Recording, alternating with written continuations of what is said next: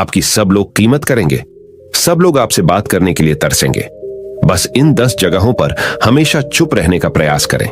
लेकिन वह 10 जगह जहां आपको चुप रहना है, वो बताने से पहले हम आपको गौतम के अनुसार मौन रहने के 10 फायदे बताएंगे और उसके बाद आपको एक गौतम बुद्ध की शांत रहने के ऊपर रहस्यमयी कहानी बताएंगे, जिससे आपको मौन की शक्ति का ये एक अनोखा रहस्य मालूम पड़ सके।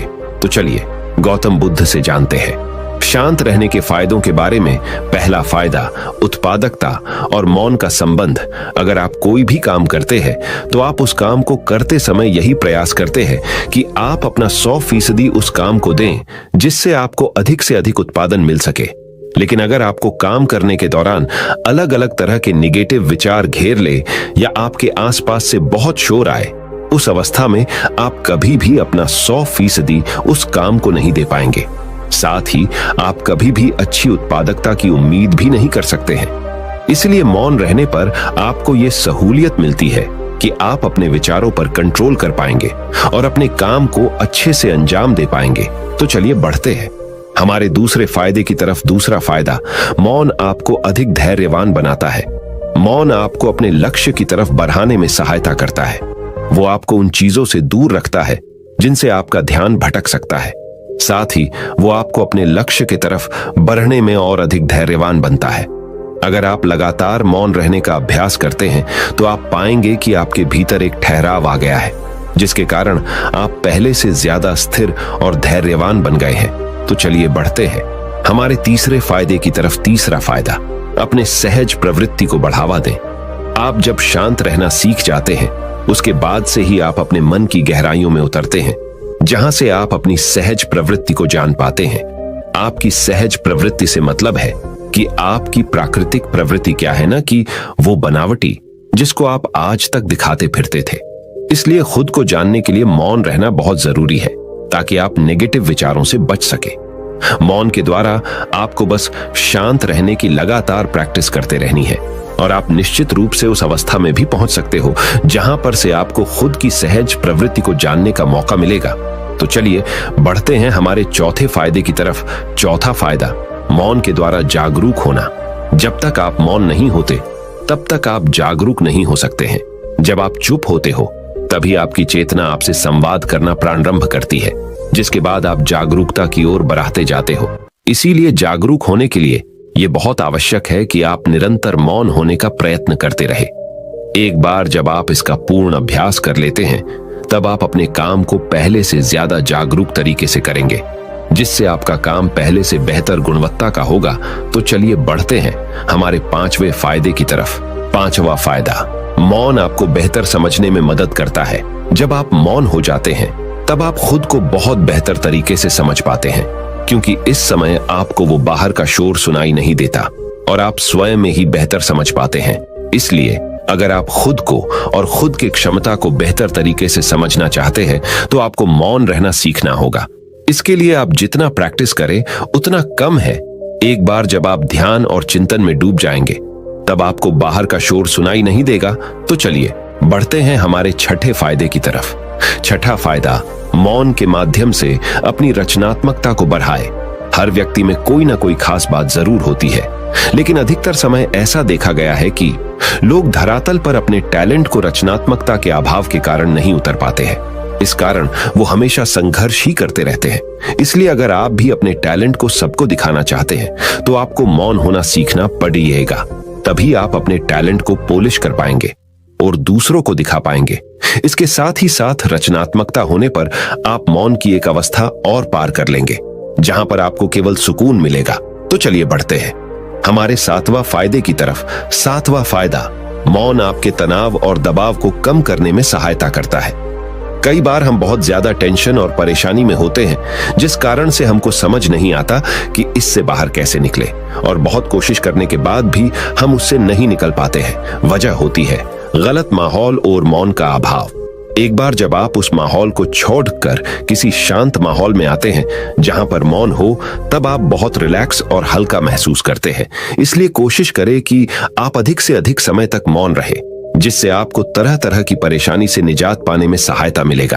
तो चलिए बढ़ते हैं हमारे 8वें फायदे की तरफ।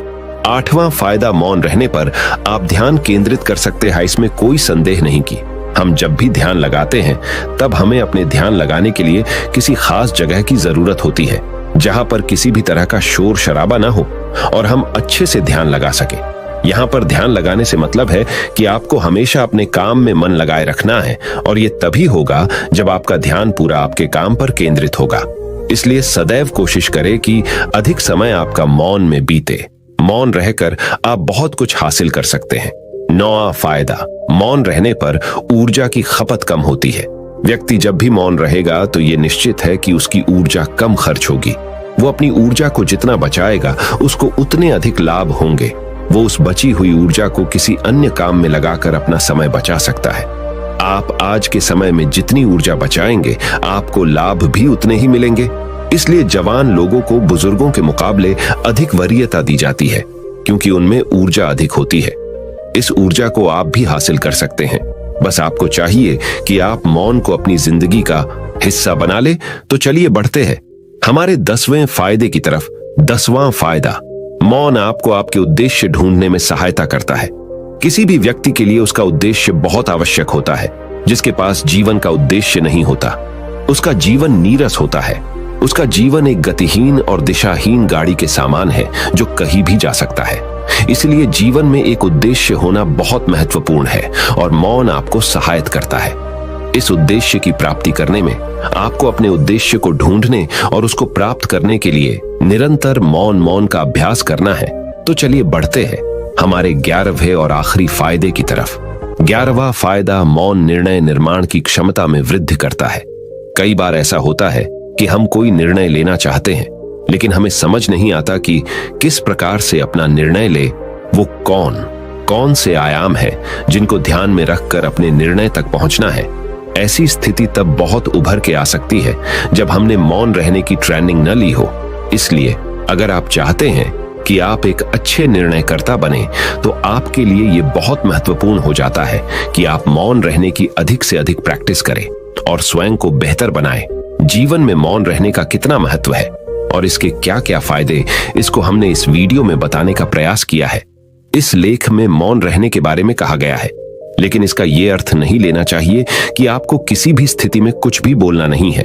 जहां जरूरत हो वहां पर आपको बोलना है लेकिन अपने शब्दों पर ध्यान रखकर कभी भी जल्दबाजी में कुछ ऐसा न बोल जाए जिसके बाद आपको पछतावा करना पड़े। आप अपने जरूरत के हिसाब से बोल सकते हैं लेकिन उतना ही जितना आवश्यकता है। अनावश्यक बातों को बोलने से बचे। इस वीडियो में बताए गए बिंदुओं पर अगर आप काम करेंगे और मौन रहने का अभ्यास जल्द से जल्द प्रारंभ कर देंगे तो आपको इसके बहुत सारे लाभ देखने को मिलेंगे। तो चलिए अब हम जानते हैं कि किन किन 10 जगहों पर आपको चुप रहना है। पहला नियम, बिना तथ्य के ना बोलें। अगर आपके पास कोई तथ्य नहीं है तो वहां चुप रहने में ही भलाई है। चुप बैठने से दिमाग में नई कोशिकाओं का निर्माण होता है और इससे ज्ञान की वृद्धि होती है। बोलने में भलाई वही है जहां आपको किसी चीज के बारे में पूरा ज्ञान हो। दूसरा नियम, शब्दों से न पहुंचे ठेस। अगर आपके शब्द किसी को मानसिक ठेस पहुंचा रहे हैं तो वहां चुप हो जाना चाहिए। कमजोर व्यक्ति के बारे में कुछ भी बोलकर आप महान नहीं बन सकते। महान आप किसी कमजोर का साथ देने में बनेंगे। तीसरा महत्वपूर्ण नियम, पवित्र वस्तुओं का न करें। अपमान, कोई वस्तु आपके लिए अपवित्र है और वही वस्तु दूसरों के लिए पवित्र है तो वहां आपको चुप रहना चाहिए। अनादर हमें किसी भी चीज का नहीं करना चाहिए, चाहे वह किसी इंसान को लेकर हो या फिर किसी धर्म को लेकर। अपमान करने से आप महान नहीं बन सकते। चौथा नियम, क्रोध में रहें। चुप रहना आदर या सम्मान देने की निशानी होती है। इससे न कोई छोटा होता है और न ही बड़ा। अगर आपको क्रोध आ रहा है तो आप या तो वहां से किसी का अनादर किए बिना चले जाएं या फिर चुप रहें। क्रोध करने से आपके रिश्ते खराब होंगे। क्रोध करने से हमेशा क्रोध करने वाले व्यक्ति का ही बुरा होता है, ये बात याद रखिए। पांचवा नियम, मुद्दे से आपका कोई संबंध ना हो। अगर आपका किसी मुद्दे से कोई संबंध ना हो तो वहां आपका चुप रहना बनता है। बिना किसी वजह अगर आप दूसरों के मुद्दों पर बोलेंगे तो यह आपके लिए अनिष्टकारी रहेगा। इसमें केवल आपका ही नुकसान है। छठा नियम, शब्दों से किसी मित्र को ना हो हानि। अगर आपके शब्द सामने वाले के परिवार या फिर मित्र की प्रतिष्ठा के बारे में बुरी झलक दिखा रहे हैं तो वहां आपको चुप रहना चाहिए। किसी के परिवार या फिर मित्र के बारे में बुरा बोलने से केवल आप ही बुरे बनेंगे। जो चीज आसानी से खत्म की जा सकती है उसे अपने शब्दों से बड़ा न करें। 7वां नियम, बिना चिल्लाए न करें। कोई बात अगर आप बिना चिल्लाए कोई बात नहीं कह सकते तो वहां आपका चुप रहने में ही भलाई है। किसी पर चिल्लाने से आपके व्यवहार के बारे में पता चलता है। ज्यादा बोलने से चीजें हमेशा खराब ही हो जाती हैं। 8वां नियम, किसी के बारे में न बोलें। नीति शास्त्र के अनुसार जो अपने मुंह को बंद रखता है और बुद्धि से काम करता है वही इंसान समझदार होता है। बिना जरूरत के बोलना, किसी के बारे में बोलना, किसी के बीच में बोलना, यह गलत है। कभी कभी हमारे लिए बुद्धिमानी इसी में होती है कि हम अपना मुंह गलत जगह न खोलें और चुप रहें। 9वां महत्वपूर्ण नियम, शब्दों से आपके दोस्तों को न हो हानि। कभी कभी दोस्तों के साथ जब हम मजाक करते हैं तो ध्यान रहे कि आपके शब्दों से किसी का अनादर न हो। मजाक को भी हमेशा शब्दों के मायनों में ही रखें। जहां किसी को शब्दों से चोट लगे वहां चुप हो जाएं। ज्यादा बोलने से हमेशा नुकसान होता है। 10वां और आखिरी नियम, किसी और की प्रतिष्ठा को न पहुंचाएं। हानि, यदि आपके शब्दों से किसी और की प्रतिष्ठा को ठेस पहुंच रही है तो वहां आपको चुप हो जाना चाहिए। जब कोई व्यक्ति आपके सामने नहीं है तो आप उस व्यक्ति के बारे में बुरे शब्द किसी तीसरे व्यक्ति के सामने नहीं बोले तो अच्छा है। तो चलिए जानते हैं मौन रहने का एक अद्भुत रहस्य, गौतम बुद्ध की एक रहस्यमयी और पौराणिक कहानी से। तो चलिए अब गौतम बुद्ध की कहानी की शुरुआत करते हैं। आश्रम के सभी बच्चे जब दूसरे कामों में लगे होते थे तो एक बच्चा एक कोने में बैठा चुपचाप अपने आप में खोया रहता था। वो अक्सर किसी से ज्यादा बात नहीं करता था। आश्रम की सभी जिम्मेदारियां पूरी करने के बाद जहां सभी बच्चे पूरे दिन की घटनाओं की चर्चा करने लगते हैं, वहीं पर वो शांत रहने वाला बच्चा एक बरगद के पेड़ के नीचे बैठकर ध्यान करने लगता। सभी बच्चों को आश्चर्य होता था क्योंकि उसका कोई दोस्त नहीं था। वो अक्सर आश्रम में अकेला ही घूमता रहता था। ये देखकर उसके गुरु को बड़ी प्रसन्नता होती थी। उसे लगता था कि कोई तो है आश्रम में जो मौन यानी कि चुप रहने की ताकत को समझता है, उसके महत्व को समझता है। आश्रम के बारे में जब भी कोई जरूरी निर्णय लेना होता उसकी राय जरूर लिया करते थे। लेकिन यही बात गुरुजी के एक दूसरे शिष्य को बड़ी खटकती थी क्योंकि वो गुरुजी का प्रिय शिष्य बनना चाहता था। इसीलिए वो गुरुजी के सामने दूसरे बच्चों के कामों में कुछ न कुछ कमियां निकालता रहता था जिससे गुरुजी उसे महान समझने लग जाए। अक्सर वो अपनी जिम्मेदारियां पूरी तरह से निभाने का दिखावा भी करता, चाहे उससे कोई सलाह ना भी मांगे, लेकिन फिर भी वो उन्हें अपनी सलाह देता रहता था।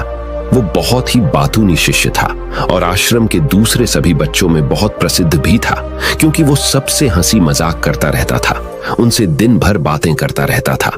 इसीलिए उसकी सबसे दोस्ती हो गई थी। लेकिन जब आश्रम के गुरु उसकी राय ना लेकर दूसरे बच्चे की राय लेते थे तो ये बात उसे बड़ी खटकती थी। उसे ये लगता था कि वो उस दूसरे बच्चे से ज्यादा बुद्धिमान है, लेकिन गुरुजी फिर भी उसकी तरफदारी करते हैं। ऐसा नहीं था कि गुरुजी को बातूनी शिष्य के स्वभाव के बारे में पता नहीं था, लेकिन गुरुजी उसे अपने तरीके से सीख देना चाहते थे ताकि उसकी ज्यादा बोलने की आदत, दिखावा करने की आदत, दूसरों में कमियां निकालने की आदत हमेशा हमेशा के लिए खत्म हो जाए और वो मौन रहकर ध्यान की गहराइयों को छुपाएं। असल में हर सच्चे गुरु की यही इच्छा होती है। वो किसी तरीके से उस बातूनी शिष्य को एहसास कराना चाहते थे कि चुप रहने से ही उसे असीम सत्य को जाना जा सकता है। उस विराट का एहसास चुप होकर ही किया जा सकता है। एक दिन गुरुजी को एक तरीका सूझा। उन्होंने आश्रम के सभी बच्चों को अपने पास बुलाया और कहा कि मैं तुम सभी को 2-2 हिस्सों में बांटकर अलग अलग गांवों में भिक्षा मांगने के लिए भेज रहा हूं और जो भी 2 बच्चे सबसे ज्यादा भिक्षा मांगकर लाएंगे उन दोनों को आश्रम की सभी जिम्मेदारियां निभाने का मौका दिया जाएगा। अपनी बात जारी रखते हुए गुरुजी ने बताया कि भिक्षा मांगने से हमारा अहंकार खत्म होता है, इसीलिए हर शिष्य पूरे मन से भिक्षा मांगे। कोई भी इस काम को औपचारिकता में ना ले, वरना तो वो अपने जीवन का बहुत बड़ा ज्ञान खो देंगे। आश्रम के गुरुजी ने जानबूझकर बातूनी शिष्य और चुप रहने वाले शिष्य की जोड़ी बना दी। बातूनी शिष्य के मन में सिर्फ एक ही बात चल रही थी कि इस बार उसे मौका मिला है और इस बार वो गुरुजी को दिखा देगा कि वो चुप रहने वाले शिष्य से कितना ज्यादा प्रतिभावान है। दोनों शिष्यों ने आपस में अपनी सहमति से निर्णय लिया कि दोनों गांव के अलग अलग जगह से भिक्षा मांगना शुरू करेंगे ताकि भिक्षा मांगने का काम जल्दी खत्म किया जा सके।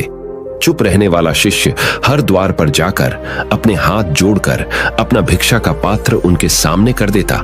उसके चेहरे पर एक सादगी और उसकी आंखों में एक एकांत होता था, जिससे भिक्षा देने वाले उसे भिक्षा देकर अपने आप को अनुग्रहित समझते थे।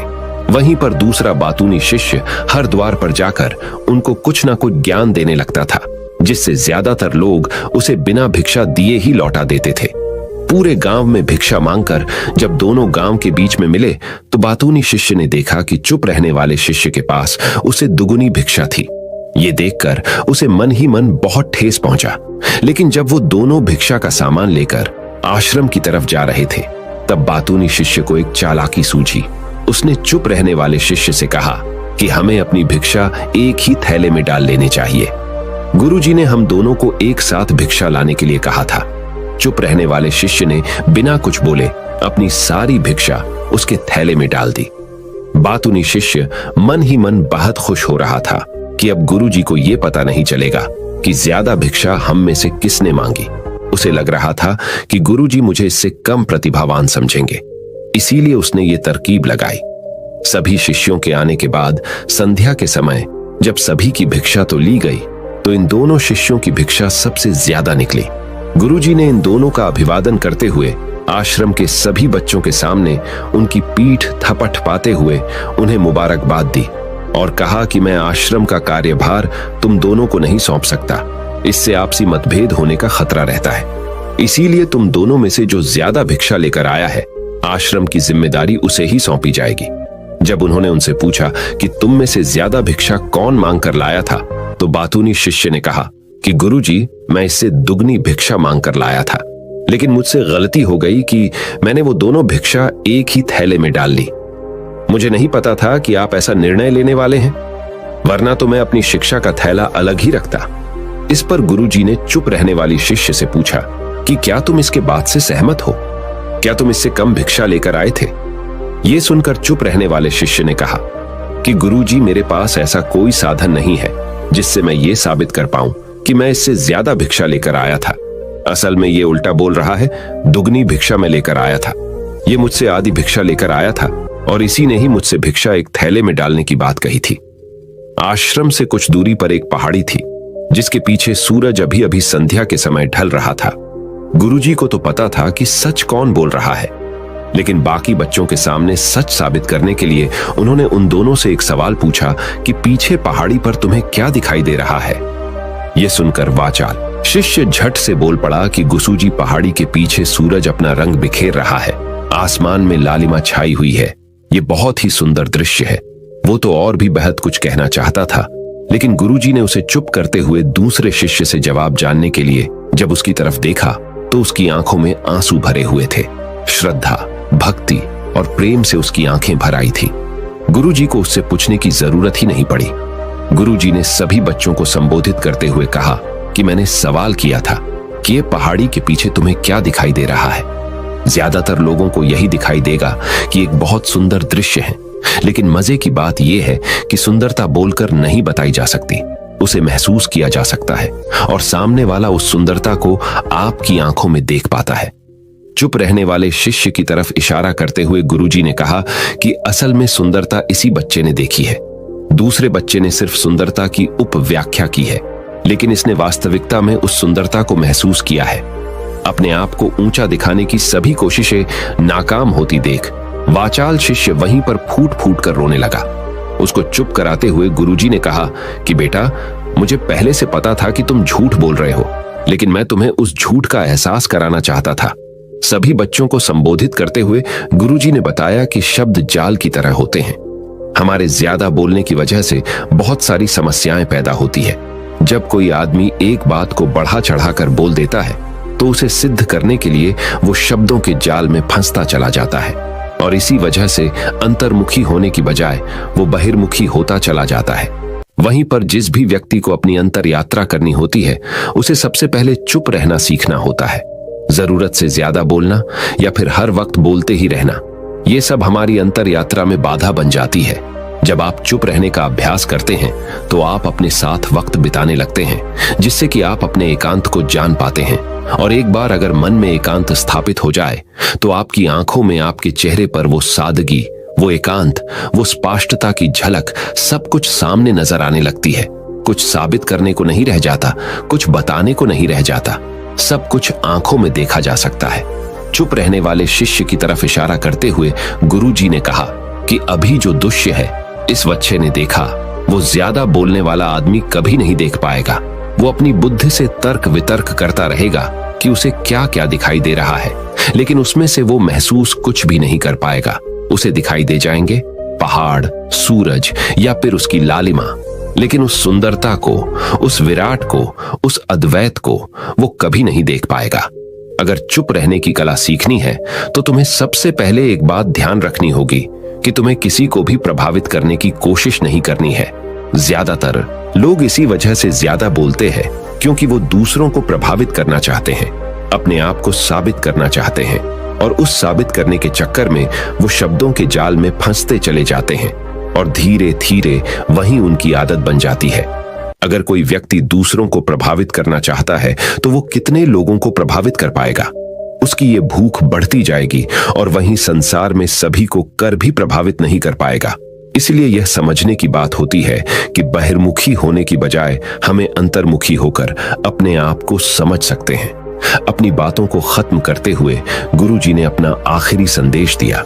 उन्होंने बताया कि अगर कोई व्यक्ति ज्यादा समय तक चुप नहीं रह सकता तो उसे थोड़े समय से अभ्यास करना चाहिए। निश्चित संकल्प लेकर किसी व्रत की भांति दिन में कुछ समय या फिर हफ्ते में कुछ समय या फिर एक दिन चुप रहने का अभ्यास जरूर किया जाना चाहिए। इससे हमारी चुप रहने की आदत धीरे धीरे खुद ब खुद पनपने लगती है, क्योंकि एक बार जब हम चुप रहने लगते हैं तो हमें चुप रहने का आनंद पता चल जाता है। उसके बाद हमें प्रयास नहीं करना पड़ता, बल्कि हमारा मन आनंद की तरफ अपने आप बढ़ता चला जाता है।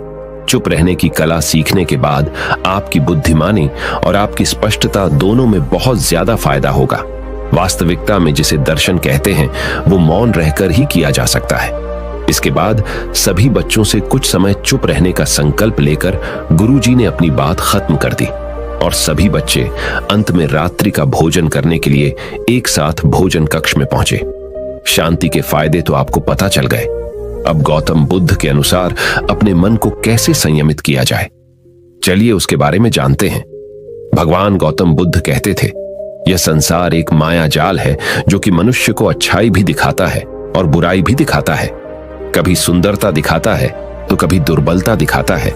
कभी यह संसार मनुष्य को आकर्षित करता है और कभी कभी मनुष्य को इतना उलझा देता है कि मनुष्य को खुद के जीवन का ध्यान ही नहीं रहता। इसलिए संसार के माया जाल से बचने के लिए भगवान गौतम बुद्ध कहते हैं, जो पुरुष अपने खुद के इंद्रियों से कभी नहीं हारा वह संसार से या पूरे ब्रह्मांड के किसी भी चीज से कभी हार ही नहीं सकता। वह मनुष्य जहां भी हो उसकी विजय निश्चित है। दोस्तों, आपको बता दें कि इंद्रियों का मतलब होता है कान, नाक, त्वचा, जीभ, हाथ। इन 5 शरीर के भागों को मुख्य इंद्रियां कहा जाता है। इन इंद्रियों को जो पुरुष या स्त्री अपने मन से संयमित कर पाते हैं वह पुरुष या स्त्री बड़ी ही आसानी से संसार के महासागर को पार कर लेते हैं, यानी कि किसी भी चीज से वह आकर्षित नहीं होते और अपना कर्म बड़े ही विश्वास के साथ करते रहते हैं। ऐसे ही मनुष्य संसार में या इस लोक में या परलोक में बार बार विजयी होते रहते हैं। तो चलिए जानते हैं कि हमारे मन को कैसे वश में किया जाए ताकि हम इस संसार के माया जाल में फिर से न फंसे। भगवान गौतम बुद्ध कहते हैं, मन को वश में करने के लिए सबसे पहले आपको यह जानना होगा कि आपके शरीर से श्रेष्ठ आपकी इंद्रियां होती है, आपकी इंद्रियों से श्रेष्ठ आपका मन होता है और आपके मन से श्रेष्ठ आपकी बुद्धि होती है और अंततः बुद्धि से श्रेष्ठ आपका आत्मा होता है और आत्मा से भी श्रेष्ठ परमात्मा होते हैं, यानी भगवान होते हैं। तो अगर आपके मन को वश में करना है तो सबसे पहले आपकी बुद्धि में यह विचार करें कि मैं आज से बुरे कामों के बारे में सोचूंगा भी नहीं और मेरे अच्छे काम विश्वास से करता रहूंगा। दोस्तों, अगर आप बुरी आदतों के बारे में सोचोगे ही नहीं तो वह आदतें आपकी बुद्धि पर हावी नहीं होगी और आप कभी गलत काम नहीं करोगे। तो सबसे पहली बात तो यह है कि अपने बुद्धि में से बुरी आदतों को निकाल दो और अपनी बुद्धि में जो भी आपका काम है उस काम के बारे में विचार डालना शुरू कर दो। फिर आपकी बुद्धि आपके मन को आपके काम के बारे में संदेश देगी और मन सभी इंद्रियों को वश में करके आपके काम के ऊपर लगा देगा। तो इसी तरह से करते करते आपका मन एक दिन अवश्य ही वश में हो जाएगा। और जिस व्यक्ति का मन वश में हो जाता है उस व्यक्ति के मन में हमेशा ही भगवान वास करते हैं। तो देखा दोस्तों, मन को वश में करने के लिए सबसे पहले आपको अपनी बुद्धि को अपने काम के बारे में ज्ञान देना होगा और बुद्धि में से बुरी आदतों को बिल्कुल निकलना होगा, यानी कि उनके बारे में सोचना ही छोड़ना होगा। तब जाकर आप अपने मन को वश में अवश्य ही कर पाओगे। और जब आप पूर्णतः आप अपने मन को वश में कर लोगे तब आपके लिए सुख दुख सर्दी गर्मी और मान अपमान सब एक जैसा होगा और आप इस दुनिया के माया से परे हो जाओगे। आपको कोई भी चीज आकर्षित नहीं कर पाएगी, उल्टा आपसे ही लोग आकर्षित होंगे। और आप जैसा भी काम करते हैं लोग भी आपको देखकर वैसा ही काम करेंगे और लोगों को आप एक आकर्षित और बुद्धिमान मनुष्य लगोगे। इसलिए हमारे भागवत गीता में भगवान कृष्ण ने यह कहा है कि मन का सारा खेल है, मन के हारे हार है और मन के जीते जीत है। ऐसा ही हमारे भगवान बुद्ध ने और ना जाने कितने सफल लोगों ने कहा है। भगवान बुद्ध ने कहा है कि जिसने अपने मन को वश में कर लिया है उसकी जीत को देवता भी हार में नहीं बदल सकते हैं। अर्थात मन को वश में करने का नाम ही आत्म संयम है, जिसका अर्थ है अपने आप को वश में करना, अर्थात मन वचन और कर्म पर अधिकार प्राप्त करना, ताकि शरीर से कोई अशुभ कार्य न होने पाए, जिससे कोई अपशब्द न निकले और मन में कभी अशुभ विचार न उठने पाए। यदि मनुष्य अपनी इंद्रियों का प्रयोग उचित ढंग से करता है तो ही उस मनुष्य को दूसरों को ज्ञान देने का अधिकार है। यदि उसका अपने मन पर अधिकार नहीं है, उचित और अनुचित का ज्ञान नहीं है, तो वह मनुष्य के पद से गिरकर अन्य योनियों में गिने जाने योग्य हो सकता है। एक कथन है कि हम जैसा सोचते हैं वैसा ही बन जाते हैं। वास्तव में यह विचार नहीं अपितु विचारों का संसार है। हमारी सोच और विचारों का प्रभाव हमारे मन पर गहरा असर छोड़ ढाता है। मनुष्य के मन में विचार ही बार बार उभर कर आते हैं जो मनुष्य को दिशा देने का काम करते हैं। विचार ही मस्तिष्क को गति प्रदान करते हैं और गलत विचार क्रोध की ओर जाने को विवश करते हैं। यह हमारी भूल है कि हम सोचते हैं कि वचनों की कोई शक्ति नहीं है। संसार में जो भी हुआ, जो भी हो रहा है और जो भी होगा सब हमारे कर्म के प्रभाव से हुआ है, और जो हो सकता है और आगे जो होगा वह कर्म की शक्ति से होता है, वह विचारों की शक्ति होती है। यदि हमारे अंदर आत्म संयम नहीं है तो आत्मिकता का धन हमारे हाथ नहीं आ सकता है। हम इंद्रियों के जाल में फंसकर पहले तो निर्मल होंगे, फिर अपमानित होते हुए पहले अपना अनिष्ट करेंगे और फिर किसी और का करेंगे। यह सच है कि जो लोग दूसरों के लिए सोचते हैं उनका मन विश्वास पूर्ण विचारों का स्रोत है। इसीलिए यदि बुराई से बचना हो तो अपनी दिशा को भलाई की और मोड़दश देना चाहिए।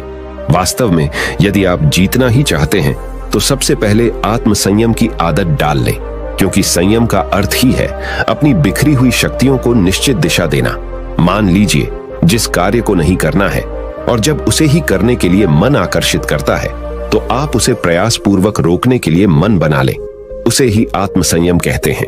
संयम का अर्थ है जब हम आकर्षणों की ओर जाने के लिए हमारा मन सहज रूप से रुक जाए। गांधी जी ने कहा था कि अनुशासन और बलिदान के बिना मुक्ति की आशा नहीं की जा सकती है। लेकिन यह बात भी सच है कि लोग अक्सर गुस्से में विवेक शून्य होकर तुरंत अपने आत्म संयम को गुस्से में खो देते हैं। यह सच है कि समय बीतने के साथ लोगों के आत्म संयम में भारी कमी आई है। इसके गंभीर परिणाम सामने भी आए हैं। इसीलिए आत्म संयम की उपयोगिता को किसी भी हाल में कम नहीं आंका जा सकता है। लेकिन यह भी सच है कि शुरुआत में आत्म संयम का मार्ग थोड़ा कठिन लगता है।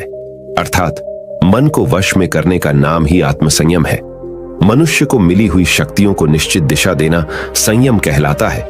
तो दर्शकों, उम्मीद है कि आपको मन को वश में करने का उपाय और शांति के फायदे और कहां-कहां आपको शांत रहना है इसके बारे में इस वीडियो के माध्यम से पता चला होगा।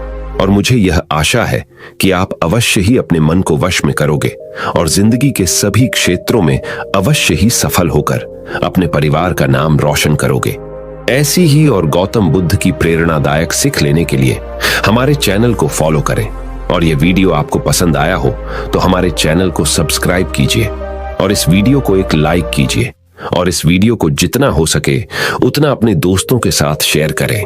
मिलते हैं हमारे अगले वीडियो में। नमो बुद्धाय।